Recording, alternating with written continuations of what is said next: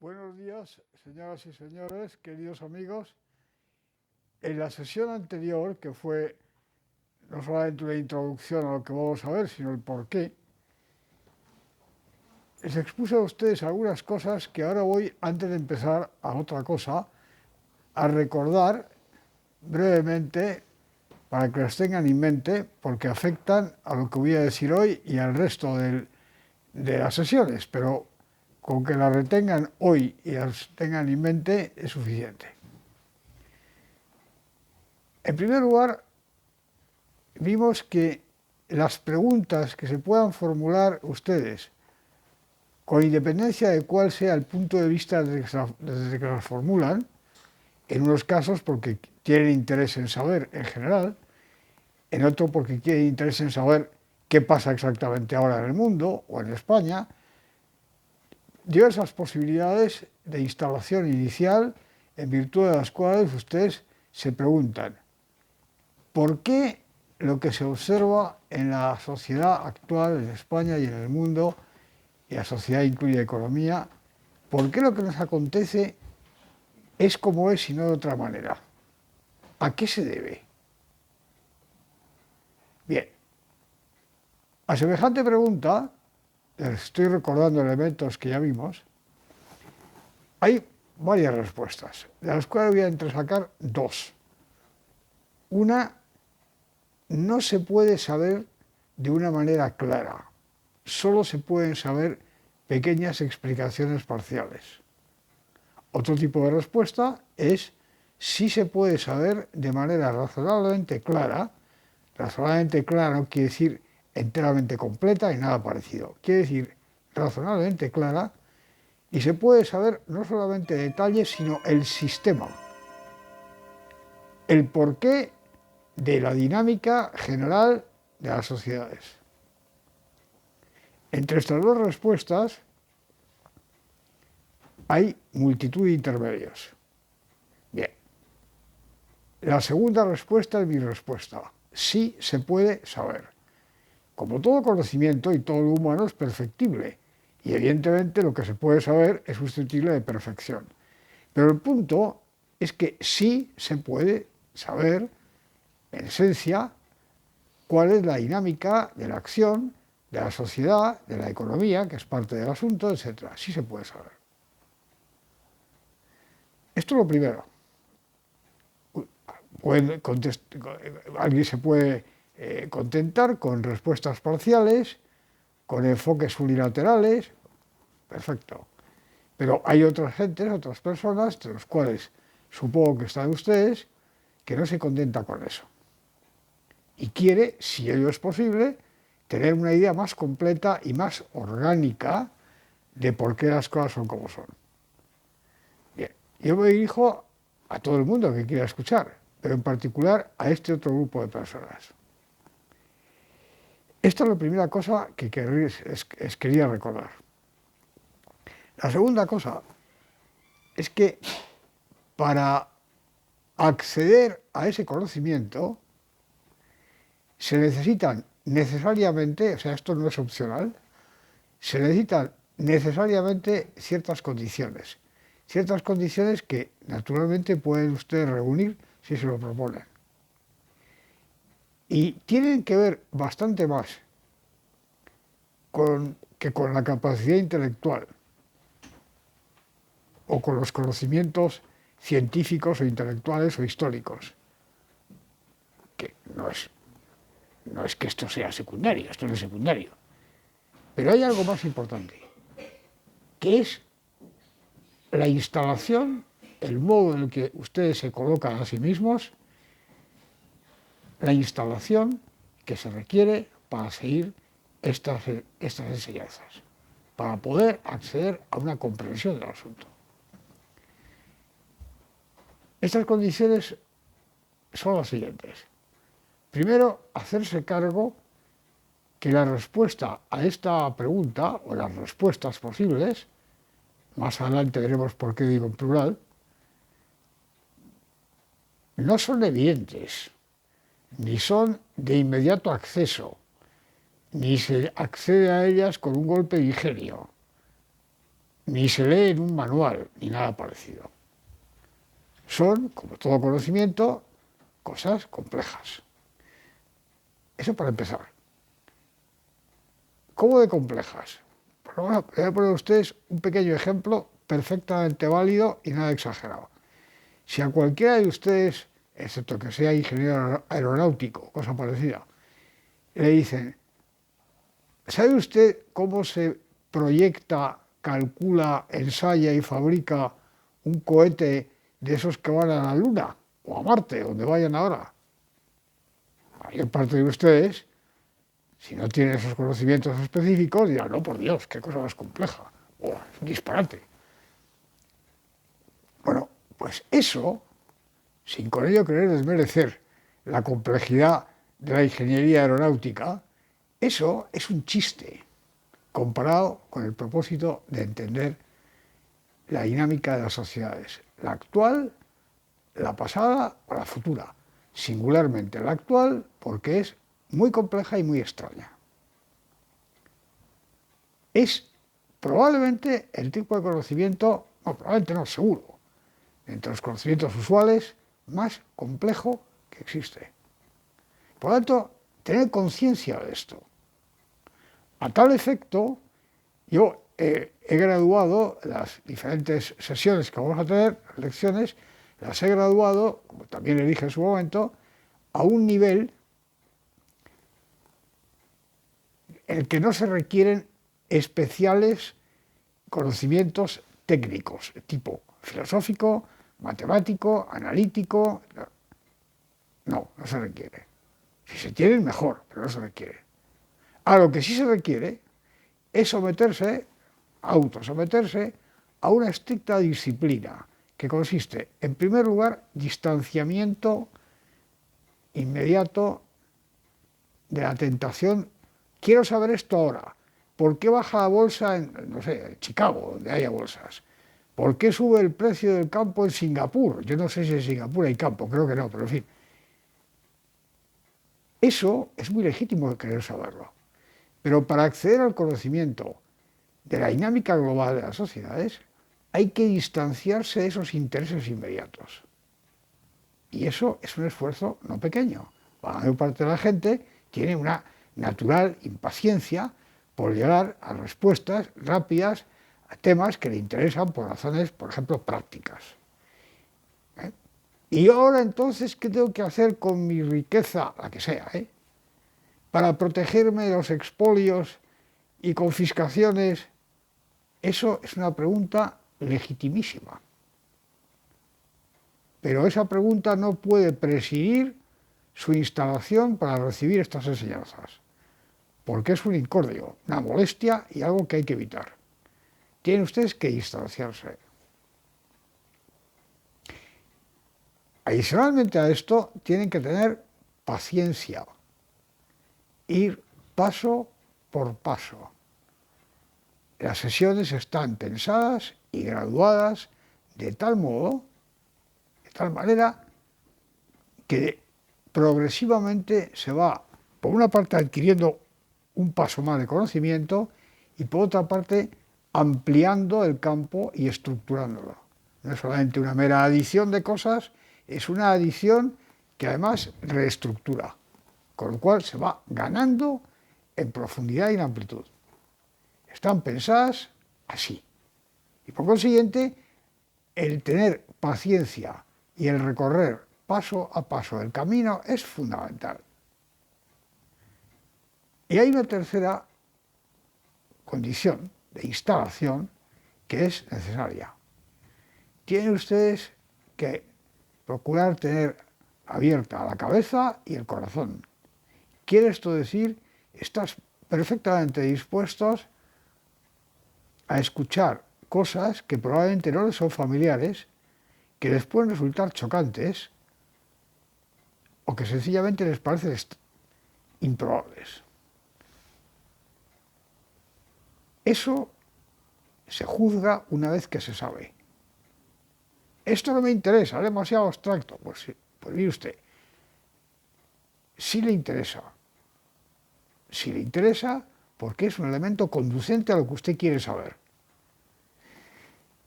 Dicho todo esto, les recuerdo a ustedes algo que les dije también, y es que no es posible pretender la dispensación de estas enseñanzas y su comprensión como si fuesen un conjunto de pequeñas capsulitas informativas, una tras otra, para la comprensión de la cual no se necesita ningún esfuerzo. Eso es falso. Yo, personalmente, ni nadie que yo conozca y que sepa de qué está hablando, ha visto en su vida ningún conocimiento complejo, y mucho menos este tipo de conocimientos, que no le cueste esfuerzo. Yo le explico a usted la teoría de la relatividad general en dos... Eso es la idiotez, directamente. Eso no es posible. Yo le introduzco a usted en tal cosa, vamos, aprende usted gramática sánscrita en 5 lecciones, son tonterías. Hegel, se lo explico en un minuto. Ese tipo de cosas son muy nocivas, porque no son verdad, sencillamente. Se puede explicar las cosas eliminando elementos que son necesarios para el profesional, pero no son esenciales y sí dificultan, por ejemplo, el uso de formalismos, de notaciones, de un montón de conocimientos especiales que requieren previa preparación. Se puede obviar hasta cierto punto. Pero lo que no se puede obviar es la cadena lógica. Y eso, mucho más que los datos concretos, es lo que cuesta esfuerzo. Así es que tendrán que desplegar un cierto esfuerzo de comprensión. Como ya os advertí en la sesión anterior, está prevista la posibilidad de que en momentos determinados, que les sean a ustedes anunciados, pueden ustedes preguntar lo que quieran. Sesiones, por así decirlo, de aclarar dudas, completar cosas que no están enteramente completas en sus mentes, preguntas diversas, objeciones, todo tipo de cosas. Es decir, que eso es perfectamente posible. Bien, hechas todas estas admoniciones, pasamos al siguiente elemento de recordatorio. Vamos a ver todo. ¿Cómo se dice usted? Todo. Temas que en las clasificaciones usuales hoy entran dentro de los epígrafes de antropología, sociología, economía, politología, teoría de la historia. Probablemente no es necesario, y no lo voy a hacer normalmente, llamar así a cada una de las cosas. Cosa que sí habría que hacer si se tratase de un curso completamente profesional. No es necesario, ya lo verán ustedes. Pero que sepan de antemano que vamos a tener que, no es que a mí se me ocurra que eso es muy interesante, no, a tener que tratar de cosas que están clasificadas en todos los apartados. Bien, pues con estos elementos de recordatorio vamos ahora a empezar la primera sesión del ciclo propiamente dicho. Las sesiones van a tener un número. La anterior no tiene números, el número 0, y a partir de ahora tienen un número entero y positivo. Esta es la lección primera, 1. En esta lección primera vamos a ver dos cosas distintas.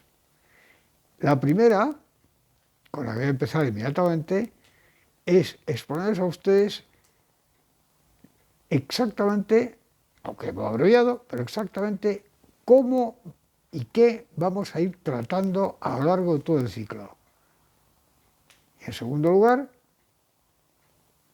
el por qué. El por qué es fundamental. ¿Por qué vamos a hacerlo como lo vamos a hacer? Esta es la segunda parte que les quiero decir de esta.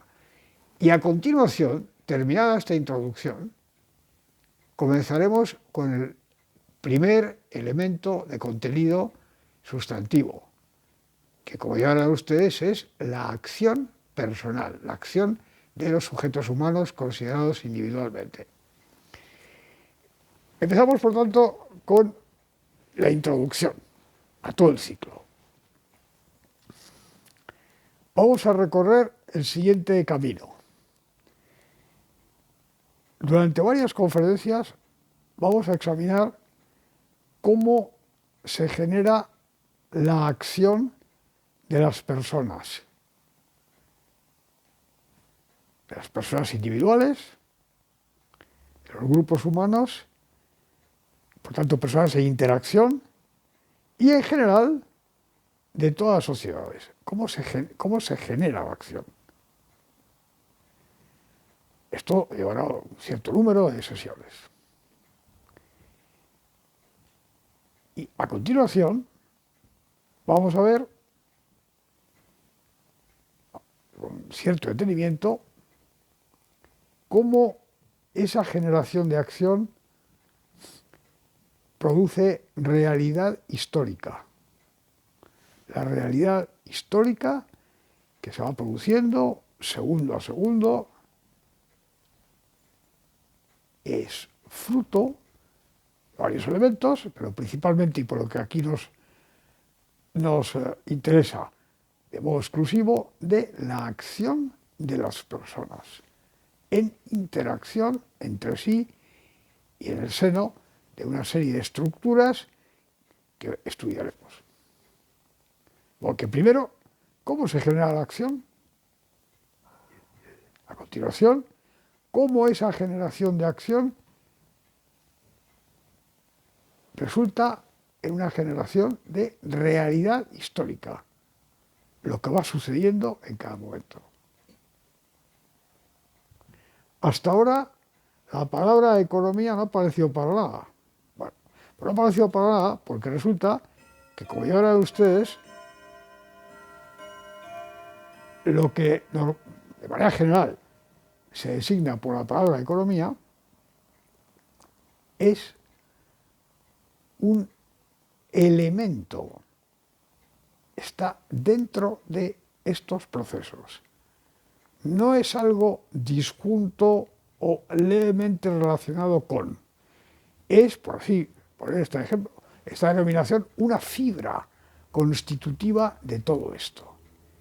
Y como esto resulta que es un tema que no se suele estudiar bueno, la mayor parte de los sitios de ninguna manera, pero en los sitios o en los tipos de enfoques analíticos, hoy, me refiero a hoy, no hace 60 años, en los que se estudia de manera insuficiente, y la mayor parte de las veces de ninguna manera. Explica la economía como si la economía fuese una cosa separada, otra vez englobase a todo lo demás. No son ciertas ninguna de las dos cosas. Todo lo que tiene que ver con lo que entra en la rúbrica de la palabra economía en la mayor parte de los sitios es una fibra, un elemento bastante complejo de toda esta dinámica global. Por tanto, solo una vez visto lo que acabo de decir, entramos en economía. Y van a ver ustedes como algunas de las cosas de las que hemos hablado, sin llamarlas economía, súbitamente se llaman economía. Y a eso vamos a dedicar otra serie de conferencias, de lecciones, que vienen después, con sus números. Y ahí vamos a dar un repaso a todo esto. Bien. Esto, la dinámica, la generación de acción personal, la generación de acción grupal o sistémica, la generación de realidad histórica, la economía, lo vamos a ver de una manera tal que les permita a ustedes percibir la realidad empírica y conceptual antes. Por lo tanto, es una exposición de instrumentos de descripción y caracterización de la realidad. Todavía no entramos en ninguna clase de explicaciones y nada parecido. Sino sencillamente, que no es poco, hacerse cargo de la realidad tangible, la actual, la de hace 10.000 años y probablemente la del futuro. ¿Veis? Poniendo cada cosa en su sitio. Pero todavía no sabemos, no vemos nada de explicación en el por qué. Empezamos con el qué y cómo ver correctamente el qué. Todas las conferencias tienen que ver con eso. A continuación, y solo a continuación, vamos a introducir los elementos de explicación. Uno de los misterios aparentes con los que se encuentra la gente es que para las mismas cosas hay frecuentemente 2, 3 o 50 explicaciones distintas y no infrecuentemente incompatibles entre sí.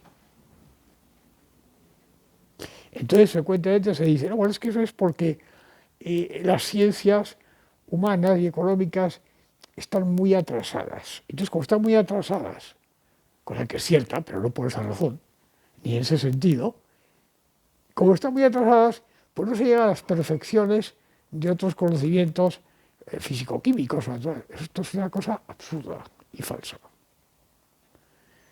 Ha habido, y posiblemente siga habiendo, diferentes explicaciones no coincidentes entre sí por la naturaleza misma de lo que es una teoría sobre estos temas. Así que lo primero que vamos a ver es cómo son las teorías pequeñas, grandes, medianas, falsas o verdaderas, que explican estas cosas. Una vez que hemos visto esto, veremos de qué depende que se afirme una cosa u otra. Estamos ya bastante tiempo después. Finalizado esto, estaremos en condiciones de exponer algunas de las explicaciones de todo eso que hemos visto antes. Este es el panorama general descriptivo. Ahora, ¿por qué lo he organizado así?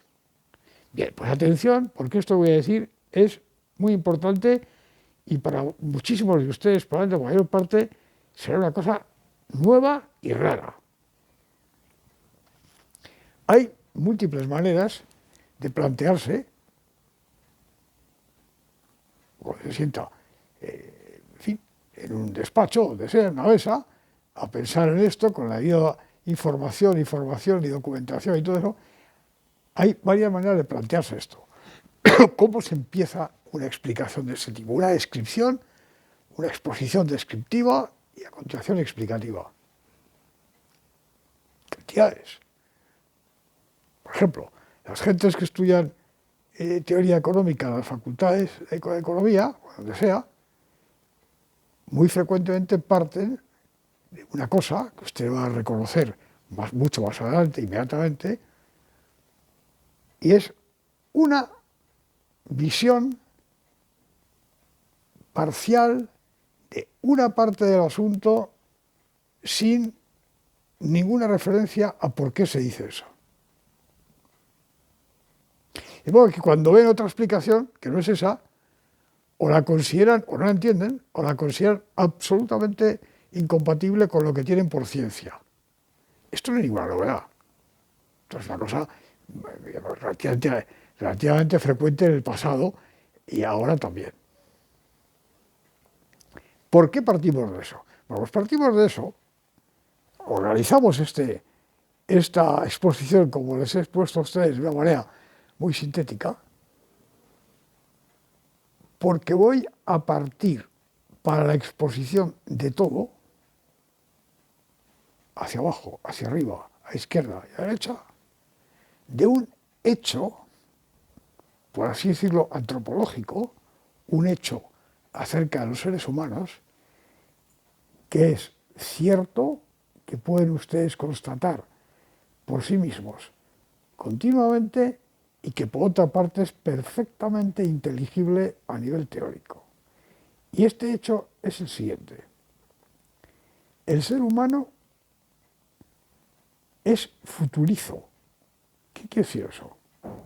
Quiere decir que su acción requiere de un planteamiento simple, mecánico, consciente, semiconsciente, como sea, un planteamiento previo de lo que quiere hacer, o de lo que le obligan a hacer, o de la acción. Esto es la manera más pedestre de explicar o de exponer el tema. El ser humano necesariamente, antes de hacer una cosa, necesita tener alguna clase de plan. Te voy a repetir que el plan puede ser sencillo, complejo, simple, como sea. Y esto es un hecho que no puede ser negado, sea uno emergentista, marxista, idealista, espiritualista, neoclásico, lo que sea. Otra cosa distinta es que, según el enfoque en el que uno se sitúe, a este hecho se le dé un valor u otro, una interpretación u otra. ¿Por qué parto de ahí? Pues parto de ahí porque tras numerosos años de estudio e investigación sobre estos temas, he llegado a la conclusión, que por otra parte es compartida de maneras más parciales por antecesores muy ilustres, el primero de los cuales es Aristóteles, ni más ni menos, he llegado a la conclusión que hay que empezar por ahí. Y a partir de eso se profundiza y se extrapola. Ustedes dirán, pero cosa más rara. ¿Cómo de una cosa? Bueno, pues si lo piensa uno, pues sí, es cierto. ¿Y qué? ¿Cómo que y qué? Pues y todo, como van a ver ustedes. Ese hecho es fundamental. Y ese hecho nos sirve para organizar toda la presentación. Como a esto lo vamos a dar 40 vueltas en diferentes momentos, ya lo verán ustedes. Bueno, esto es la presentación del contenido concreto del ciclo. Ahora vamos a empezar en esta sesión primera, número 1, ya a entrar en materia concreta. Como lo primero que vamos a ver es la acción personal, la acción de un sujeto humano,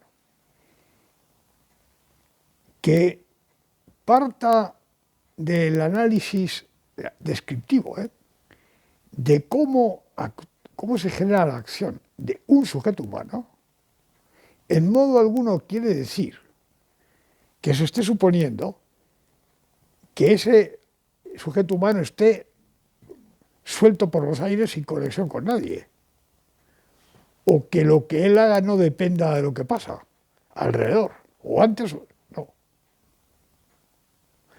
Quiere meramente decir que hay que exponer las cosas en un cierto orden y elemento por elemento.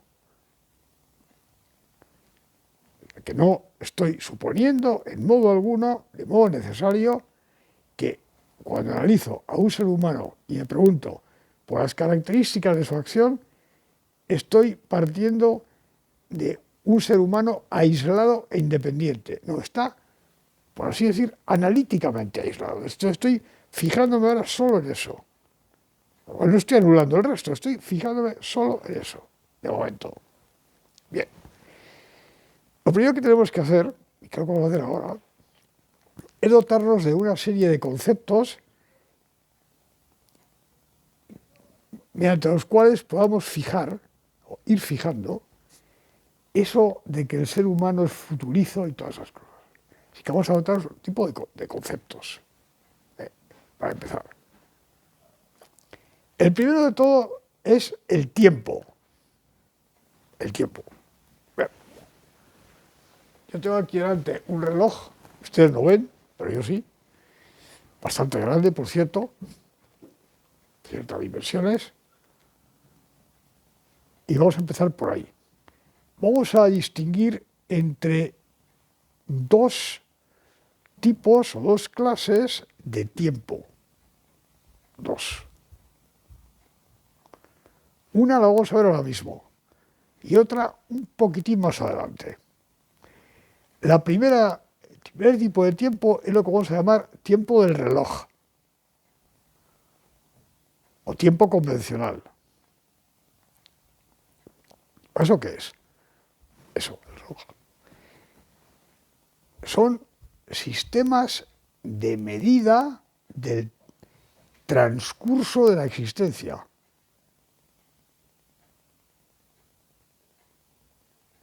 Teoría de medida, que son convenciones,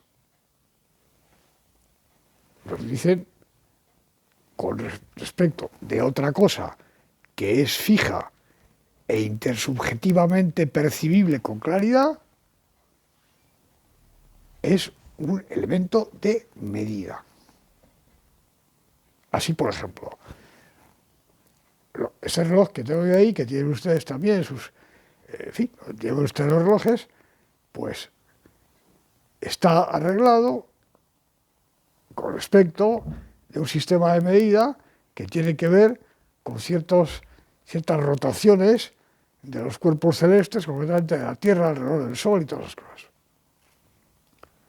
Pero podría estar arreglado de cualquier otra manera. Por ejemplo, imagínense ustedes que existiese una rana perfecta que croa de manera exacta, nítida y clara, cada ciertos minutos, ¡plac!, croa. Entonces uno podría utilizar la rana. Por ejemplo, en muchísimos pueblos de la antigüedad se utilizaban cosas como: ¿a qué hora sucedió esto? Entre el primer y el segundo canto del gallo, por ejemplo. Perfectamente. O una propiedad física de un cubo de cuarzo, por ejemplo. Claro, esto es más complejo que lo primero. Que vibra una vez, y entonces ustedes requieren eso. Y a su vez ustedes pueden medir, distribuir a medida del tiempo, como quieran, en segundos, nanosegundos, si es que existe eso, que no lo sé, minutos, siglos, eones, cualquier cosa. Cada uno adecuado de qué medir. Si ustedes están hablando de ciclos históricos que empiezan con la aparición del hombre moderno, obviamente no es muy útil que la unidad de medida más pequeña sea el año. Desde luego habrá años, pero conviene que haya siglos y milenios. Bien. Esto no dice nada, dice que ustedes eligen la unidad de medida. Y es arbitrario. Por ejemplo, pesos, ponderación. ¿Qué pesa más? ¿La hipófisis que tenemos aquí dentro o la cantidad de grasa que en cierta parte del cuerpo se acumula? Pues pesa bastante más la cantidad de grasa. ¿Es más importante la cantidad de grasa? No. Pero si usted quiere medir el peso de la hipófisis, el kilogramo no es una medida interesante, porque pesa mucho menos que un kilo. Si ustedes quieren medir la cantidad de adiposidad de grasientas que tiene don Anacleto, que está todo el día comiendo y bebiendo y no se mueve, pues hay que utilizar kilos en plural. Lo mismo con el tiempo. Es el tiempo del reloj. Es un tiempo de medida. Hay un segundo tipo de tiempo que es bastante más importante y bastante más real y que no tiene nada que ver con ninguna unidad de medida. Vamos a ver después. Así que lo primero es el tiempo. El tiempo lo vamos a medir en instantes que pueden durar un segundo o un eón. Según nos vaya conviniendo, lo iremos definiendo. Lo que sí hay que saber es que vamos a medirlo en tiempo discreto. Discreto quiere decir que salta según números enteros. Un instante t, el siguiente instante es t más 1, el otro es t más 2. Aunque el tiempo fluye con continuidad, aquí nos vamos a representar de modo discreto. T más 1, t más 2, t más 3, t más 4. Pudiendo ser el t en la distancia entre el t y el t más 1, un segundo o un año o un siglo. Eso nos da exactamente igual. Bien. Siguiente concepto básico. Plan. Plan de acción de un ser humano, uno, en un instante de ese tiempo del reloj determinado, el que sea.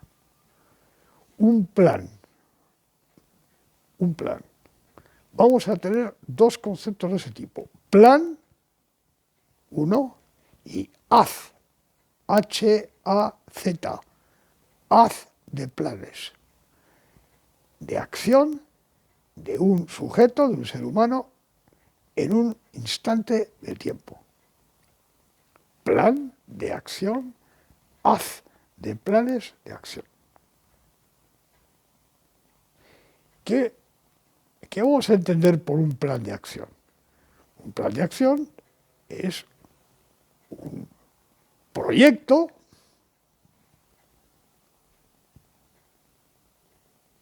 de alcanzar ciertos objetivos mediante la ejecución de ciertas acciones. Bueno, como estamos en una simplificación que no deforma la realidad, pero que la simplifique y nos evite elementos accidentales que son importantísimos para otros fines, pero no para entender esto, no vamos a hacer ninguna distinción, no vamos a hacer ninguna extensión de tipos de objetivos, tipos de acciones. Vamos a contentarnos con objetivos y acciones. Así que un plan es ejecuto una acción y esta otra y espero obtener este objetivo y este otro. El plan puede ser sencillísimo. Extremadamente sencillo. Por ejemplo, voy a coger esta pluma. La pluma no está aquí. Me propongo esta pluma. Acción primera. Muevo la mano. Cojo la pluma. He alcanzado el objetivo. El objetivo es coger la pluma, tenerla asida. Los planes son muy sencillos o muy complejos. Puede haber muchas acciones o menos, muchos objetivos o más. ¿Qué objetivos y qué acciones vamos a considerar? Cualesquiera. Posibles, imposibles, reales, irreales, existentes, inexistentes, materiales, inmateriales, con precio, sin precio, absurdos, no absurdos, cualesquiera. ¿Y por qué consideramos toda la cantidad de posibilidades? Porque son las que real y efectivamente, perdón ustedes, real y efectivamente se dan en la acción humana. No, es que es que como usted quita una de esas cosas, no va a aprender con H intercalada, no va a aprender la realidad, la va a mutilar. Y las mutilaciones generalmente tienen consecuencias negativas. Cualquier tipo de acción, cualquier tipo de objetivo. Porque los seres humanos, de manera continua, tenemos acciones y objetivos de todos esos tipos.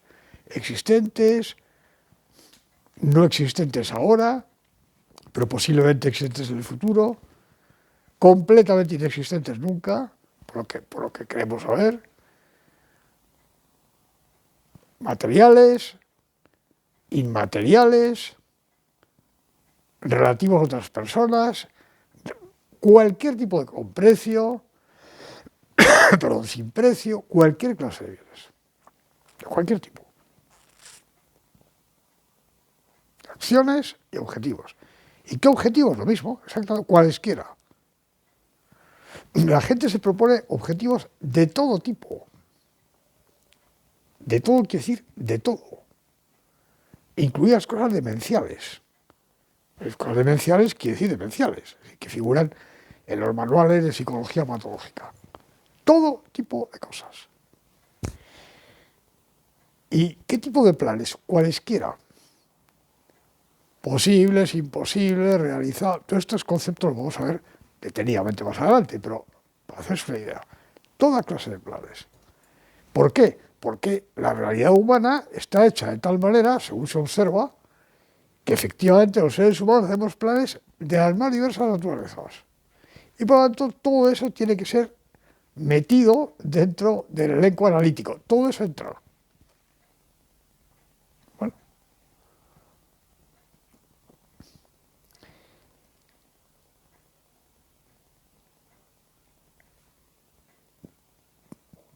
Observen ustedes que los planes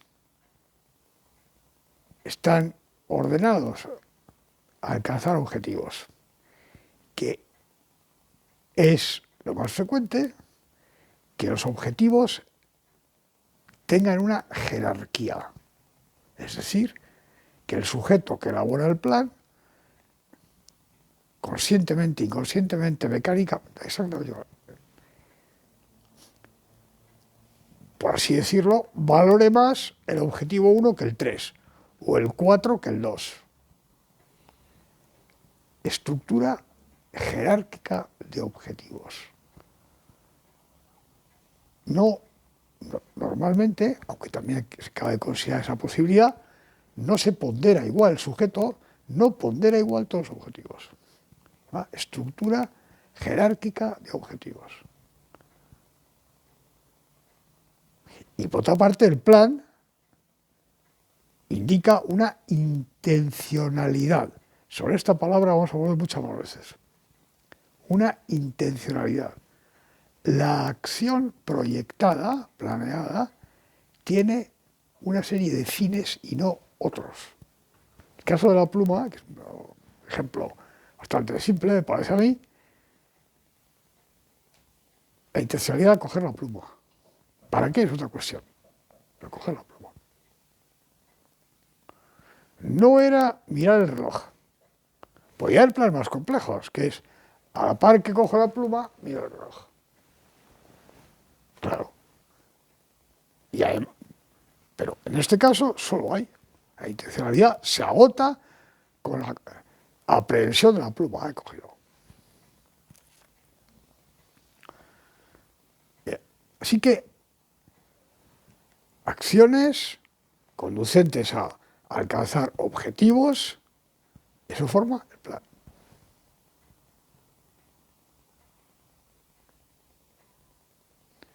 El plan, visto en conjunto, tiene una jerarquía, una estructura jerárquica de objetivos y tiene una intencionalidad, que puede ser muy simple o muy compleja. Pero la intencionalidad quiere decir que está cargado en una cierta dirección y no en otras. Esta dirección puede ser muy sencilla o muy compleja, muy abarcante o muy pequeña, pero hay una intencionalidad. Intencionalidad y estructura jerárquica de objetivos.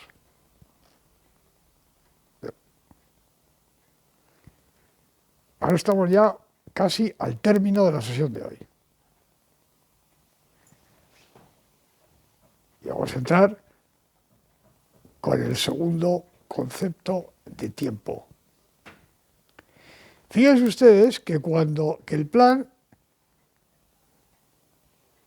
tiene una extraña propiedad, que es precisamente lo que significa la futuricidad. Y es que es relativo a un futuro que no existe todavía. En el tiempo t, que es el tiempo en el que está formulado el plan, el instante t, no hay instante t más 1. O sea, ahora mismo, ahora, en este momento, no hay el año 2025. Podría haberlo, esperemos que lo haya, pero puede no haberlo, no hay. Esa secuencia de acciones y objetivos, en general, porque puede ser de cortísima duración, pero en general define una pauta en la que hay una distancia entre unas cosas y otras. Por tanto, el sujeto que hace el plan está imaginando un futuro, un futuro subjetivo. Está generando tiempo subjetivo. Claro, esto es una cosa aparentemente un poco rara, porque ¿y eso qué importa? Pues importa todo, porque de ese futuro subjetivo que usted se imagina y que todavía no existe en un sentido real, depende su acción y por tanto la inmediata entrada en ejecución de cosas tangibles ahora mismo. Y no hay manera de salirse de eso. La acción requiere generación de futuro subjetivo por parte de quien la planea.